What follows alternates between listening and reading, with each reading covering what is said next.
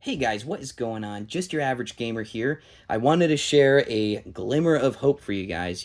This doesn't really happen to me that often, but I went on my morning walk and I went to a yard sale, and there was a guy that he had a bunch of like movies and other media, and I was like, "Hey, do you have any video games?" And he was like, "Hey, I got this old Game Boy. You want me to bring it out?"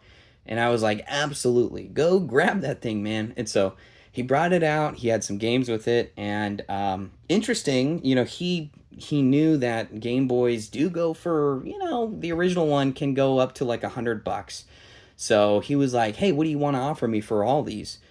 And I was like, "Ooh, what do you want for it? I don't want to shoot a really low offer down." And so he was like, "How about $50?" And I was like, "Ooh, that's a little high." And I told him, I was like, "Hey man, I'm a collector. I'm not really looking to sell these things. I'm just looking to add it to my collection. I'm not like a reseller.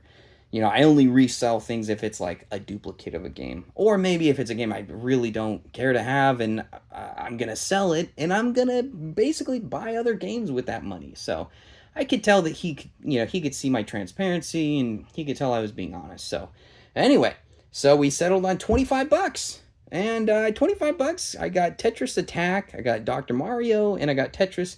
I didn't have Tetris Attack or Dr. Mario, and I actually don't have one of these. I have a couple of Game Boy Colors. I've got a few Game Boy Advances, things like that, but I did not have this, so I was really stoked to add this to the collection. Maybe I'll just, replace the screen and get a screen protector.